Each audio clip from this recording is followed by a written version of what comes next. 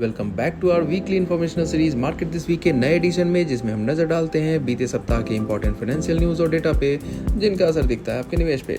तो शुरुआत करते हैं हाइलाइट्स के साथ। ग्लोबल रेटिंग एजेंसी S&P ने करंट फिस्कल ईयर में भारत की इकोनॉमिक ग्रोथ को 6.8% पर रहने का अनुमान लगाया है और ये होपफुल है कि अगली मॉनेटरी पॉलिसी रिव्यू में RBI भी अपनी ब्याज दरों में कमी करने की शुरुआत कर सकता है। एशियन डेवलपमेंट बैंक यानी कि ADB ने भारत की इकोनॉमिक ग्रोथ को FY 24 और 25 में 7 और 7.2% रहने का प्रोजेक्शन किया है। HSBC कंपोजिट PMI इंडेक्स के अनुसार वीक डिमांड के कारण भारत की बिजनेस एक्टिविटीज 9 महीने के लो पर चल रही हैं। सितंबर के महीने में नेशनल इलेक्ट्रिसिटी प्लान के अंतर्गत भारत में 2032 तक 458 गीगावाट की पीक डिमांड को मीट करने का टारगेट रखा है, जिसकी अनुमानित लागत हो सकती है 9.15 लाख करोड़ रुपए। अगस्त के महीने में रिफाइनरीज में लोअर प्रोसेसिंग होने के कारण भारत में रशियन ऑयल के आयात में मंथ ऑन मंथ बेसिस पे 18% की कमी दिखी। बहुप्रतीक्षित एंटी कॉलिजन कवच रेल सिस्टम ने अपने ट्रायल को सक्सेसफुली पास कर लिया है और अब 2030 तक पूरे भारत में इसका रोल आउट का टारगेट किया गया है भारतीय रेल के द्वारा। सिविल एविएशन मिनिस्ट्री ने एक नई एयरलाइन शंख एयर, जो कि उत्तर प्रदेश बेस्ड है, देश में उड़ान भरने की अनुमति दे दी है और अब DGCA से अप्रूवल के बाद आप जल्दी ही इस नई एयरलाइंस को उड़ान भरते हुए देख पाएंगे। इजराइल के लेबनान बेस्ड हिजबुल्लाह पे लेटेस्ट अटैक से मिडिल ईस्ट में टेंशन का माहौल बना हुआ है और इसका असर गोल्ड और क्रूड ऑयल के प्राइसेस पे दिख रहा है।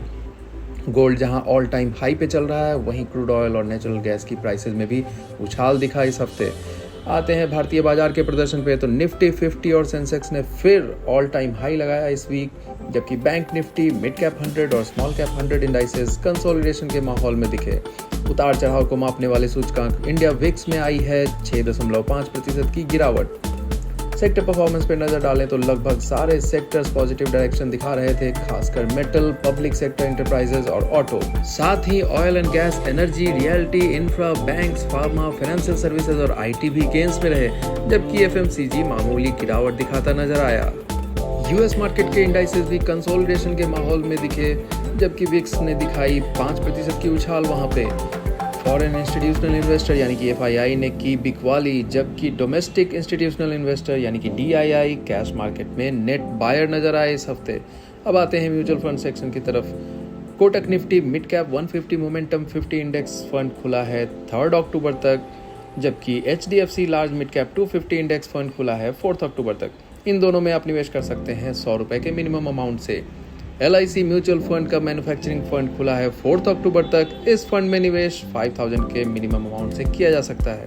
यदि आप इनमें से किसी भी म्यूचुअल फंड में निवेश करना चाहते हैं या उनके बारे में डिटेल्स जानना चाहते हैं, तो आप संपर्क कर सकते हैं स्क्रीन पर दिखाए गए नंबर से। साथ ही आप एक छोटा सा फॉर्म फिलअप करके हमें क्वेरी भी डाल सकते हैं, जिसका लिंक आपको इस पोस्ट के साथ ही मिल जाएगा। फॉर्म सबमिट करने के 24 घंटे के अंदर हम आपसे संपर्क करेंगे और आपके सभी क्वेरीज को रिजॉल्व करने का प्रयास करेंगे।